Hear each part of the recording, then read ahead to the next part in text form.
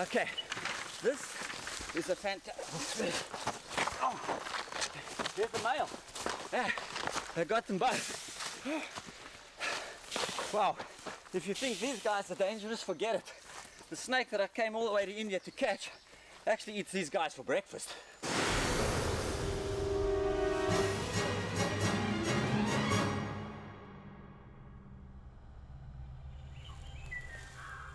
The rat snake isn't small.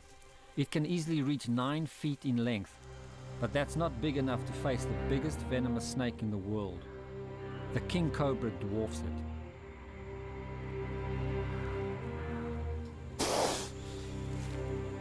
The king cobra is longer than most crocodiles, and it eats other snakes. Resistance is futile.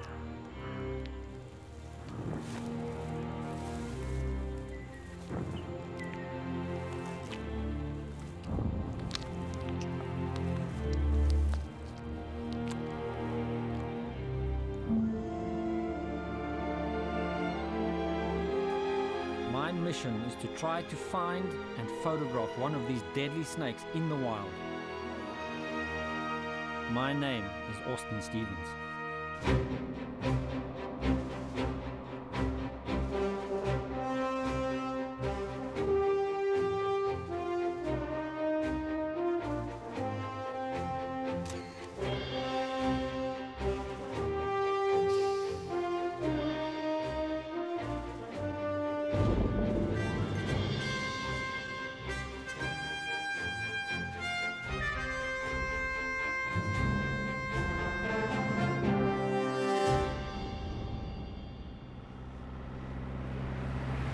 I've tackled cobras of all kinds and handled them and worked with them. But the king cobra is just such a big snake and a more intelligent snake, a calculating snake. And though its venom is not more powerful than any of the other cobras, it has such an enormous head. You can just imagine the size of the venom glands. If you were to be bitten fully by a king cobra, it would pump so much venom into you. I can't imagine how much serum you would need to try and save your life, if the serum works, because a lot of these serums don't even work properly. So I am definitely nervous about tackling this snake. There are more than 250 different types of snake in India. The most famous of these are the cobras, the snakes used by snake charmers.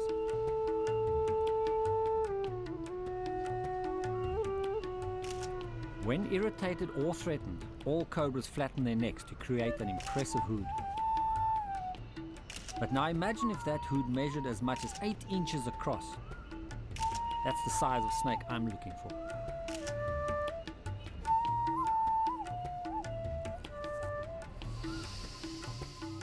I've flown to the city of Trivandrum on India's southernmost tip. King cobra habitat starts just north of here and stretches up along the western coast towards Goa.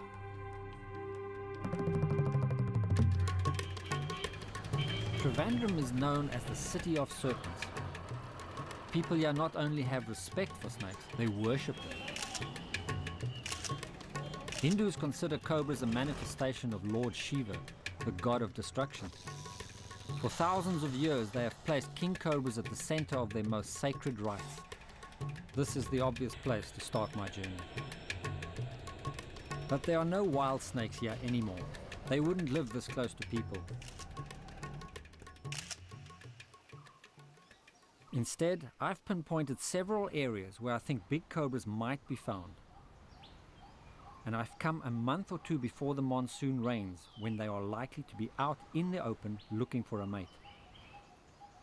But they are not going to be easy to find.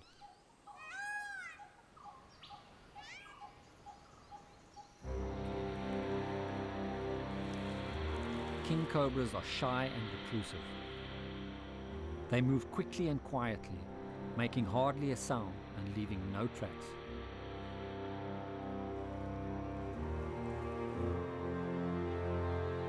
Their drab coloring camouflages them almost completely against the forest floor.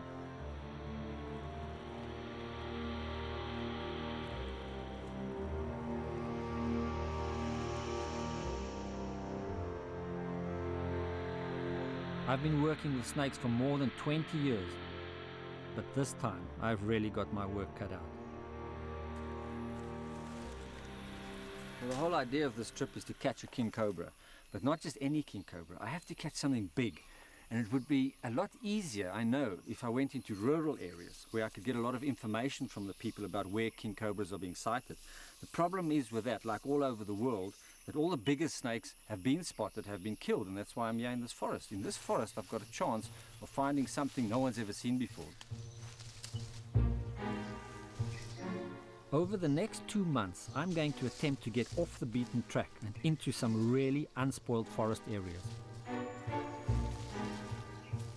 That's where I have a better chance of finding snakes.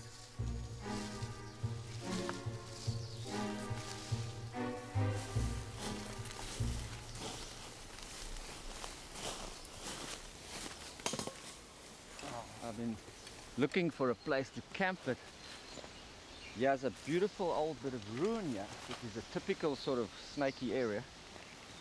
It would be silly to go past without having a look into here. I might just be lucky and find something. It's typical, this leafy area, rocks, plenty of holes in them. Type of place you might find any kind of snake. Any kind of snake. I'll just move a few and see if there are in fact gaps. If they pack tight with sand and stuff, then I'm wasting my time. But if I've got a lot of gaps, maybe you get something.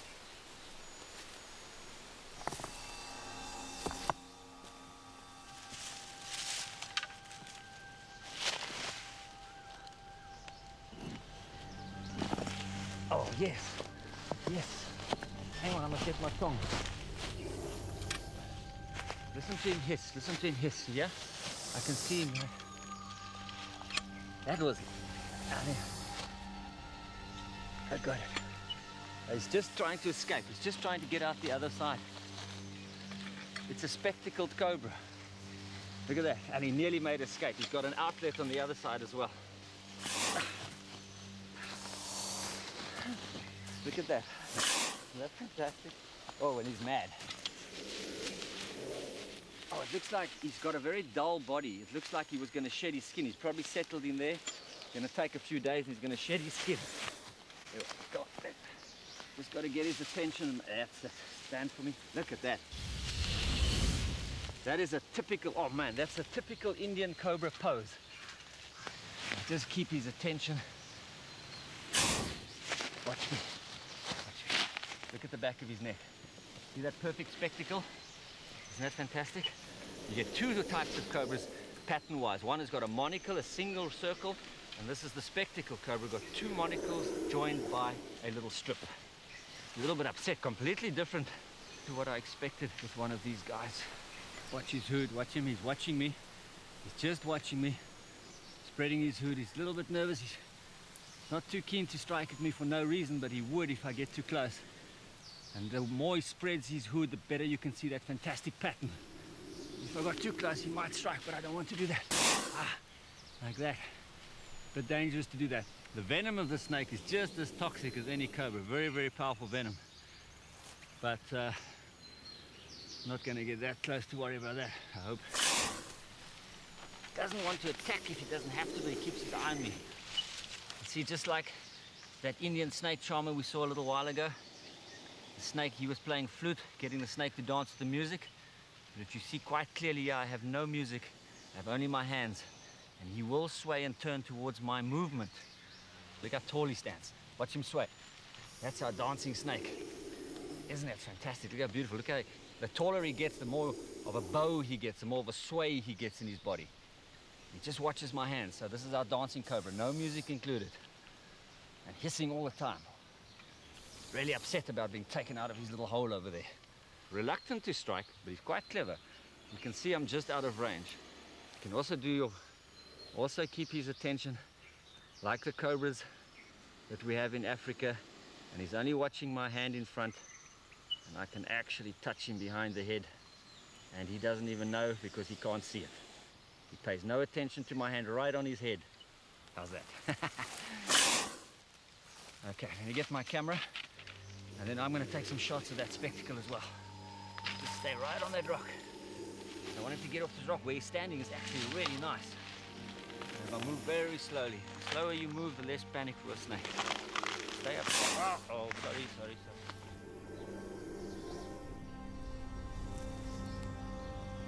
It's not exactly the snake I'm looking for, but there's no way I'm going to pass up the chance of a photograph.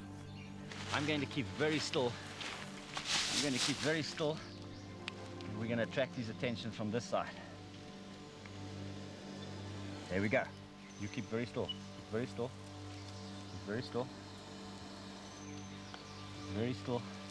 He's okay as long as there's no movement.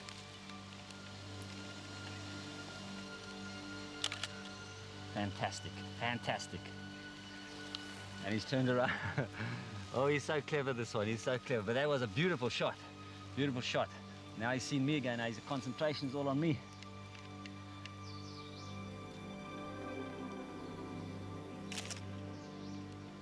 That's the shot.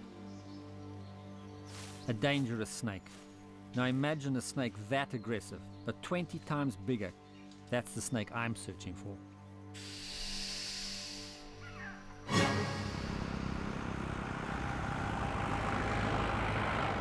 this fantastic story told in India about when Buddha went to sleep in the desert, and the cobra came past and saw him baking in the sun and actually spread his hood to protect Buddha from the sun. And when Buddha awoke and saw this, he actually put his hand on the hood of the cobra and left his fingerprints. And that spectacle you see behind the cobra's hood is Buddha's fingerprints forever imprinted, and in thanks for that snake for giving him shade. I thought that was fantastic. I just had to put my hand there as well. But now imagine if I could do this with a king cobra. That's what I'd love to do. Imagine a 16-foot king cobra or something standing this high and I put my hand on it. Wow, man, it's looking for trouble, but I would just love to do something like that. I'm pleased to have found that spectacled cobra.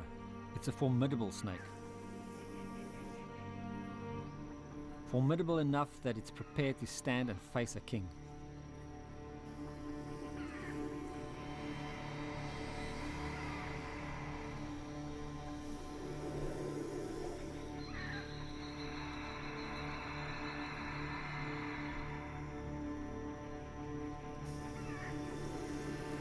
The spectacled cobra extends its hood and tries to make itself look as big as possible.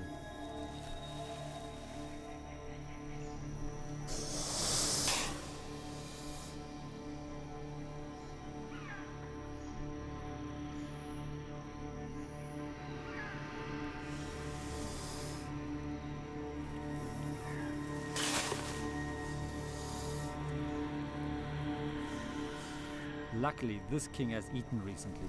He's not hungry enough to risk getting injured in a struggle.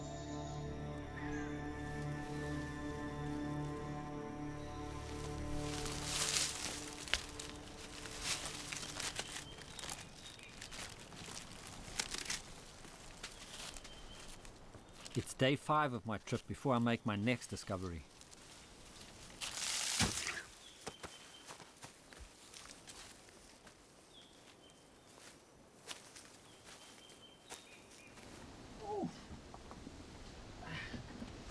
Look what I found. Oh man, it's not actually what I've been looking for. At this moment, it's the next best thing. This is the biggest non-venomous snake that you find in India. And strong as you can't believe. Look at the size of this. She's got it around my arm and around my leg. This is the Indian tiger python, a female. What a powerful snake. Look at the size of this. You see why they call it tiger python? Look at that pattern. I'm holding onto her head because these snakes, although they're not venomous, give a tremendous bite. Probably really try and go for it. If I let go of her head, you've got about 100 little teeth in the mouth, and you can be sure if she gets a chance, she's going to let me have it. And a snake this big is only half grown. These snakes get up to about 5-6 meters. That's maybe over 20 foot. And she could weigh, I would imagine this one, let me see, I'll bet this is 80 or 100 kilograms. It's hard to tell because I can't. I'm going to let go ahead for a second. Look at this girl. Look at the size of that. Look at the size of that. Wow, that's a fair sized snake. But imagine a snake like this, 2 or 2.5 times this size. A snake like this grabbed you, with the idea of actually eating you, you cannot compare the strength. You wouldn't have a chance. But generally, of course, they don't consider humans as prey. Just get her by the head again so that I can sketch. She turns around. Yeah. Okay, see how she wants to bite? Look at those teeth. See the teeth in her mouth? She can bite. She can certainly give a very painful bite. See that? Wants to do that. But no venom apparatus. She's so heavy, I can't even get her off the ground. Look at the size of this. Look, I can just pick her up. I can just pick her up. Wow, what a snake. But if I don't, you see she wants to go around. If she knots that side, that will be the last breath I take. Because,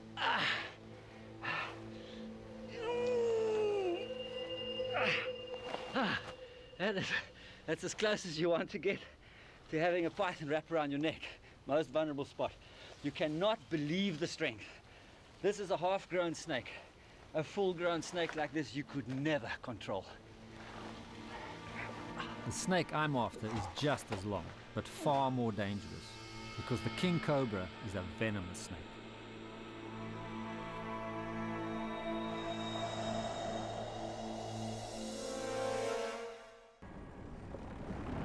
There's no other snake in the whole world that grows to the size of a king cobra, and some have been recorded over 18 foot.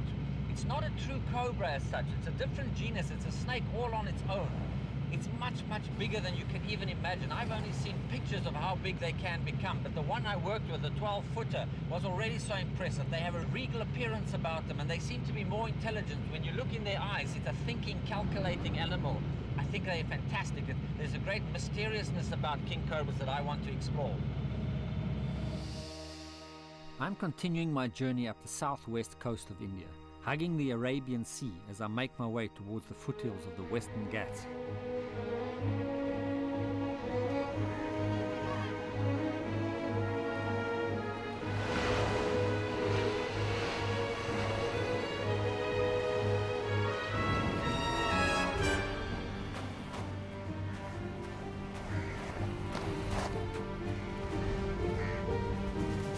I saw a track as I was coming up here. I think somewhere around here I saw some movement. Yeah, sand boa. Look at that. Indian sand boa. Fully grown. Look at that. Lives most of his life underground. Got teeth, can bite, but no venom apparatus. What a boy. Look at that. Yeah, isn't that beautiful?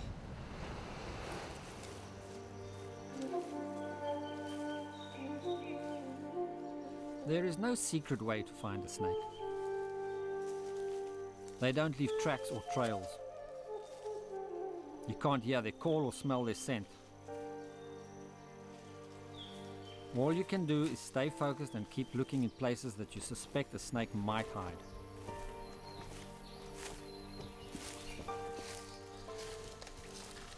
Yeah, it's exactly the kind of place that I would expect to have a chance of finding something.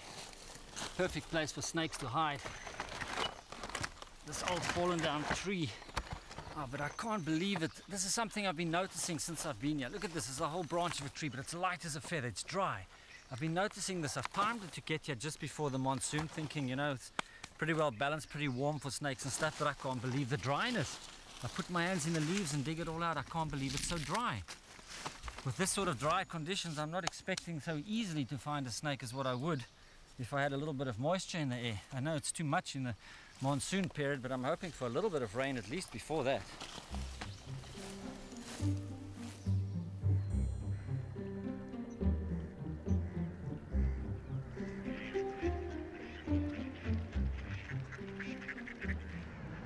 Water brings out the rodents bring out the snakes, and snakes bring out the king cobra.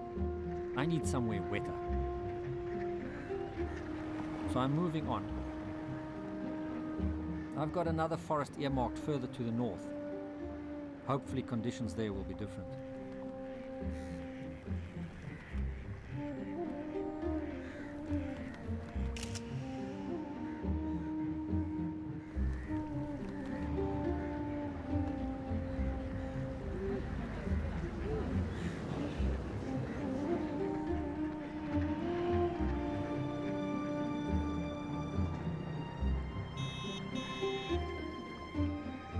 It's another long drive by slow roads, 2 days journey by car.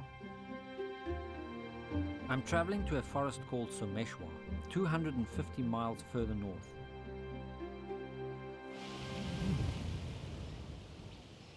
Someshwa is riddled with rivers and streams, and I'm going to keep close to them.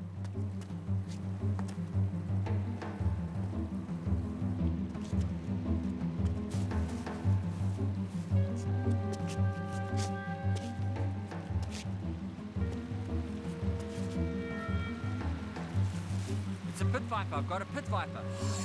Oh, he's striking at me.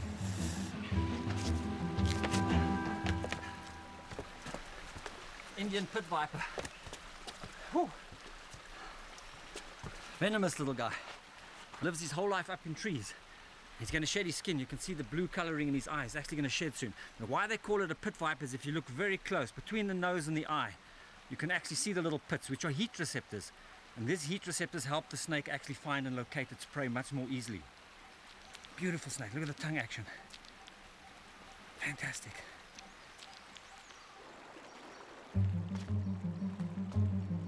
I press on, following the streams deeper and deeper into the forest.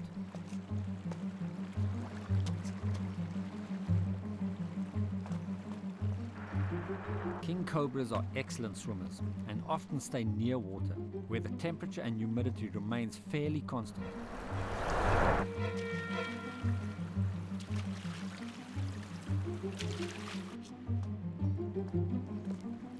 It's not too long before I spot something.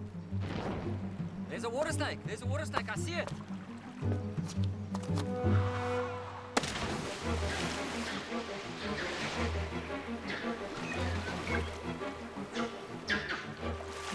I got it. I got him. Yeah. I got him. Just a little guy, but he's a relative of the rat snake, one of the king cobra's favorite foods. If there are rat snakes here, then maybe there are king cobras too.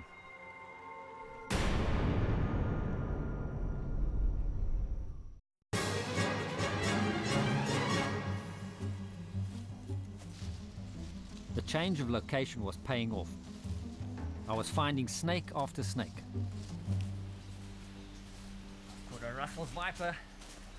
This is one of the most dangerous snakes in India and causes a lot of snake bite casualties. See how quick he can strike? It's actually getting a bit agitated at me. I'm barefooted, which I shouldn't be for working with a snake like this, but I'm in the sacred grove here, a religious site, so I've had to take my shoes off before I come looking for snakes. Unbelievable, very beautiful snake. Very, very beautiful snake. What I'd like to do is demonstrate the fangs of the snake, because this is one of the larger vipers that you get in this area. And if we're lucky, I might just be able to get to my kit here.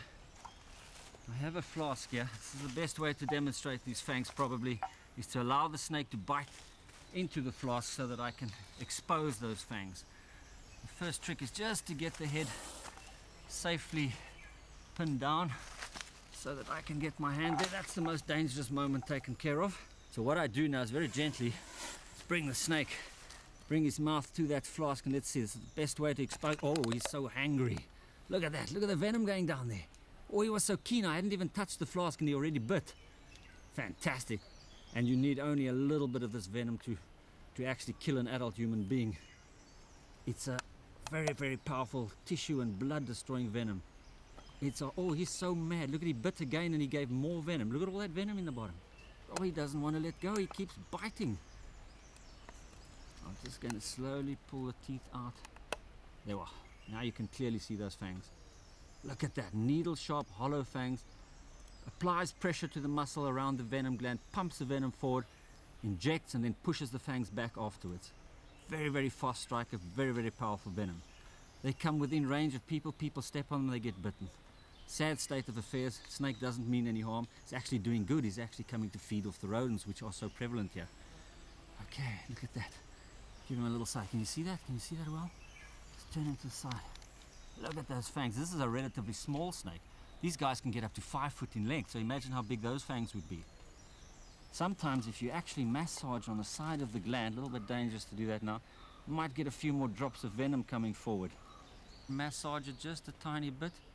And you get a little bit more venom coming out. The right side's coming automatically, and the left side now I'm squeezing it a bit and he's actually giving a little bit more venom. Look at that, I've got a drop on each fang now. Isn't that fantastic? Look at those fangs. Yeah, this drop's coming out. There goes one drop, here's another drop. Ah, this is such incredible stuff. You must remember always, when a snake bites, it injects venom according to its mood. If it's prey, it might inject just enough to kill the animal. If he's angry, he might inject more venom. But if he's shocked, he's just suddenly striking out. Sometimes a snake gives a dry bite. But he's always dangerous afterwards. That's the main thing. The snake never gives out all its venom. It's always capable of immediately biting again. And on the top of this flask, he's actually dropped a fang. See, there's a little fang sticking out there. It's maybe difficult to see. Can't pick it up with my fingers now. It's full of venom. There it is, though. You can see the whole fang there. I've got it on his bottom lip, just on this thing there. Snakes change their fangs throughout their life. So what's happened here now is that loose fang has come out with this bite. The new fang, of course, is already in position, as you can see there. So the old story about pulling a snake's fangs out to make it harmless doesn't really gel. Because you pull the fang out, even if you did that, within a short while there's a new fang replacing it. They sometimes have about 5 or 6 fangs, one behind the other in different stages of development, busily working its way forward. A snake must always have very sharp, very perfect fangs so that he can kill his prey. Alright, there's enough venom in there. Wow. Certainly kill a few people with that if you wanted to do that. Certainly a lot of rats. Okay, so the best way to release the snake again, as I would do with an African puffer, is you just got to let go very quickly, because that guy can snap around real quick. Alright, so I'll just pick him up, drop the head so that he swings away from my hand, otherwise he's a very fast mover. Fantastic. First Russell's viper I've ever caught in the wild. Okay, I think I'll let him go a little bit down the side there. A fabulous snake, but Russell's vipers tend to be found near people. Once again, I've stumbled into civilization. I need somewhere more isolated, so I head east, into the remote forests of Wayanad. I can't get my car in here. I need to employ a bit of natural four-wheel drive. I used to work with elephants in one of the parks back home, so fortunately I know a thing or two about them.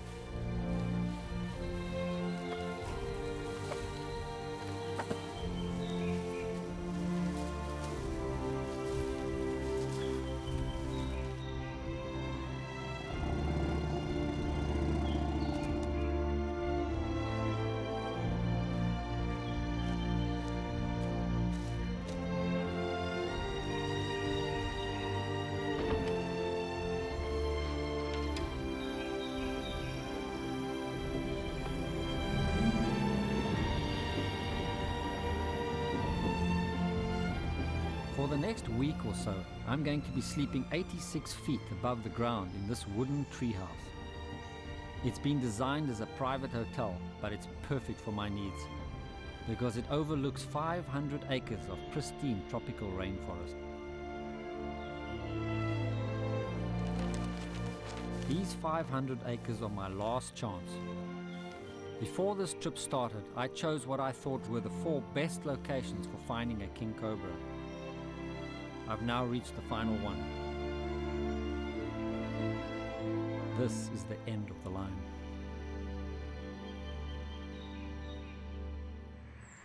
Using this treehouse as my base, I'm beginning the final stages of my search for the world's biggest venomous snake.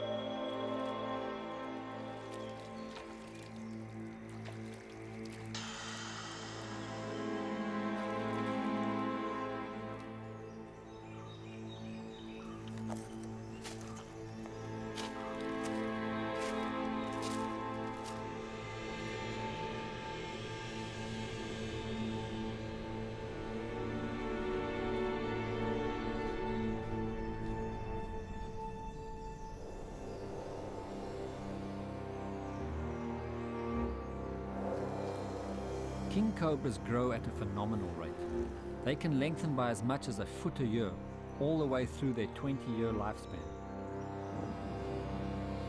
Frequently growing too big for their own skins, they discard them for new ones.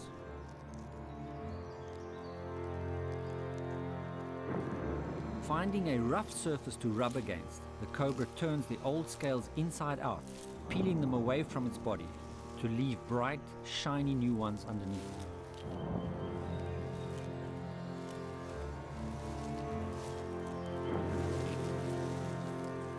A youngster may shed every month or so, but even mature adults shed about 4 times a year.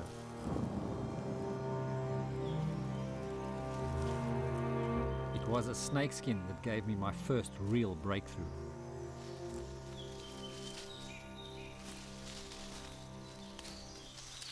Well, I found a fantastic piece of snake skin over here. It's still stuck and tied under these leaves. When snakes shed their skin, it's very sticky and wet and it gets stuck to everything. You've got to be very careful to pull it out. But it's really big. It's either a big rat snake or it's a cobra skin. I don't want to break it if I can help it. Termite mounds like this are perfect places for snakes to actually live. Yeah, the skin, it's not even badly broken. Oh, look here by my feet. Look at this. There's a hole. There's a big hole over here. This is typical of where snakes would live, cobras especially.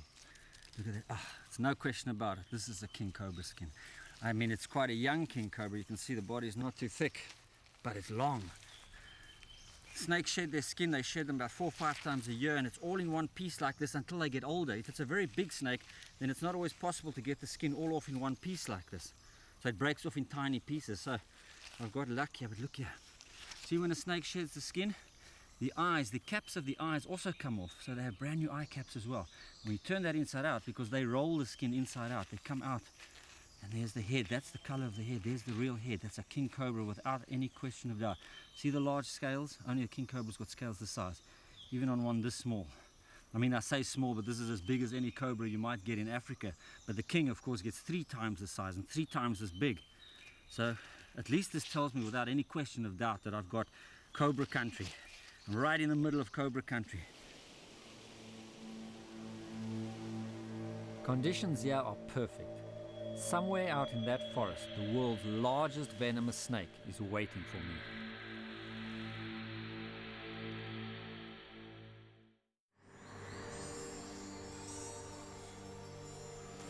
It's the morning of day 52 and things are getting desperate.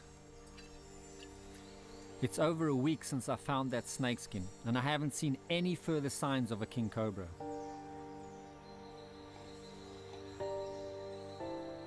It's getting so I daren't leave the forest, just in case.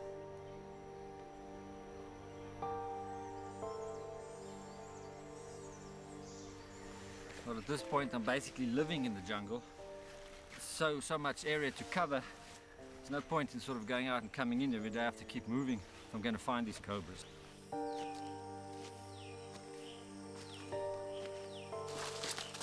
Day in, day out, I kept searching, but to no avail. The treehouse was far behind me now.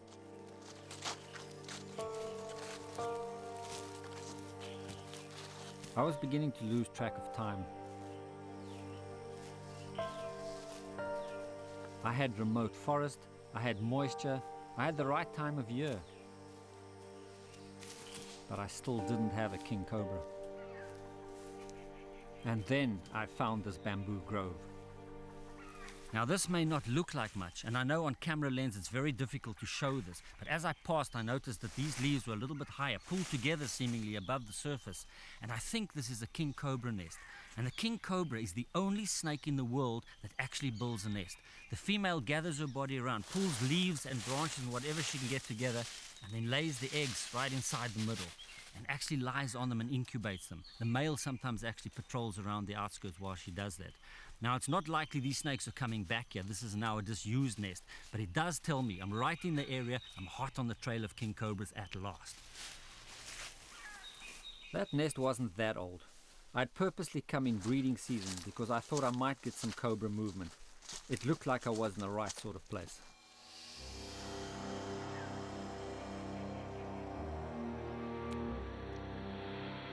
Female snakes attract potential mates by releasing a chemical trail. The male picks up the scent and starts stalking the female.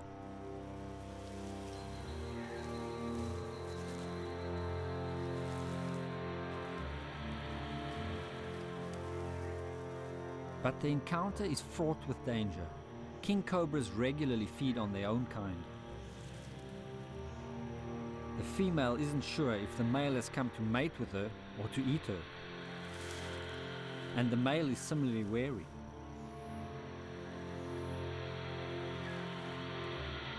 Finally, the male entwines his body around the female and mating begins.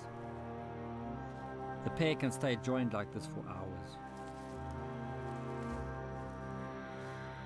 The pair finally emerge from their hiding place. I just need to be there when they do. On the right, bit more on the right. Moving to the right, just wait, don't come yet. It's a king, it's a big king. It's definitely a king. Just hang on.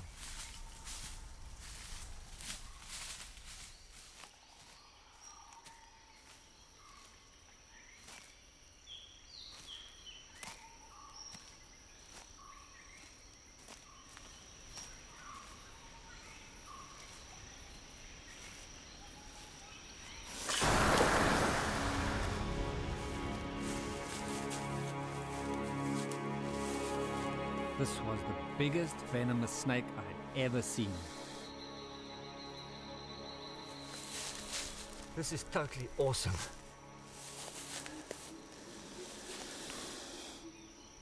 To look into the eyes of a snake like this is just fantastic. He's just watching me. Obviously, if I mess around with him, I'm looking for trouble. He wants to move away. I would gauge that this is the most potentially dangerous snake in the whole world. Not that its venom is more toxic than, say, for instance, a mamba or other cobras. But when they see the size of this head, if that snake actually bit something, it would be able to inject a vast quantity of poison. It would be unbelievable. He's in so many ways the king of all snakes, absolutely. I've dreamt my whole life about coming to actually face one of these. I never dreamt that he would actually stand for me. Absolutely fantastic. I'm going to try and stretch him out a bit to have a look, and I want to get some pictures if I can in a minute. I'm so excited I actually don't know what I should do first. I can't believe that I can actually work with a snake like this. You read about things like this. I want to raise him up just to open him a bit to get an idea of his size. Look at it.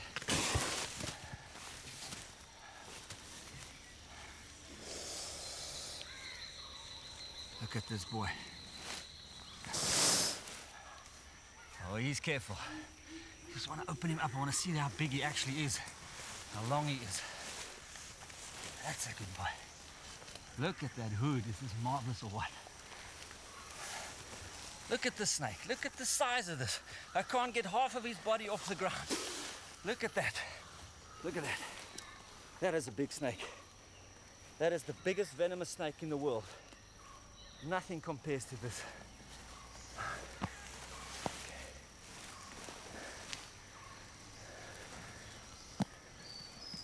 Up he goes. One more time. Oh man, he's heavy. Look at that. Okay, I can't even do that. Look at that. Being stretched out. This is about 14 foot long, maybe 15. They could maybe get another meter longer, but not much. I'm very, very lucky. I'm incredibly lucky to find one this big. Look at this snake. I expected him to charge me and go for me. They've got a terrible reputation of being aggressive. But this guy just wants to get away. He's an old man. He says, I don't need this nonsense. He says, this guy must just leave me, let me go. Because if he doesn't, I'm going to kill him. That's for sure. That's it.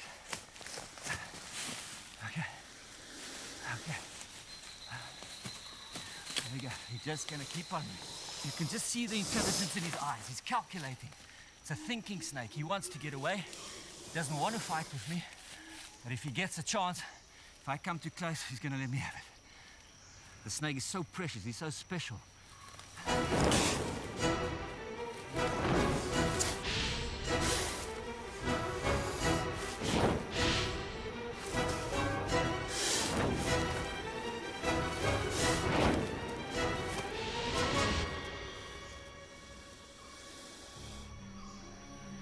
knew this was my chance. If I was ever going to touch a king cobra on the head, I had to do it now.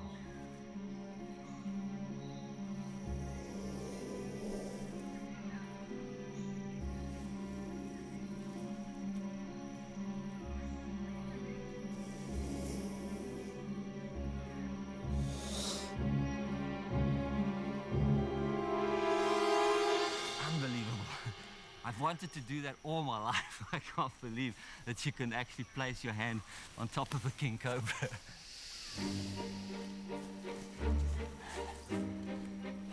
Now I had to complete my assignment, to get photographs of the world's biggest venomous snake in the wild. And what a snake. To get up to nearly 15 foot long, he must be nearly 20 years old. I feel extremely privileged.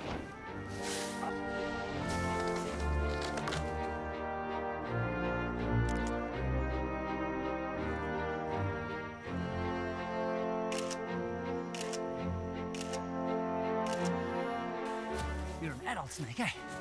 You're the king of all snakes. Without any question of doubt. The king of all snakes. I had done it. I'd found my snake. I'd got my pictures. Time to head home. Well, what can I say? I finally did it. I actually did it. After all this time, I pursued it, I got it. And I got one, I don't know how big that king cobra exactly was, but over 14 foot. That snake's 20 years old. 20 years old, living in that forest. You know what was the most amazing thing? After all the fears I had, the uncertainty, to see how docile this snake actually was. It turned to face me immediately and it defended itself, but it didn't freak out. Like the little cobras are bouncing around, striking at you viciously. This guy just watched me, tilted his head. Did you see how he tilts his head? I've never seen that in any other snake. He tilts his head and watches you with one eye and keeps an eye in another position as I move around, whatever the situation. Fantastic. Unbelievable snake. I cannot believe it. I feel totally honored, proud, everything to have touched that snake. I actually put my hand on the back of his head. It's just, for me, it's mind-blowing. I know to other people it's crazy. You know, there are all kinds of things people want to do in their lives, but one of my great ambitions was to actually be in contact with a king cobra that size and actually put my hand on it. And to me, that is mind-blowing.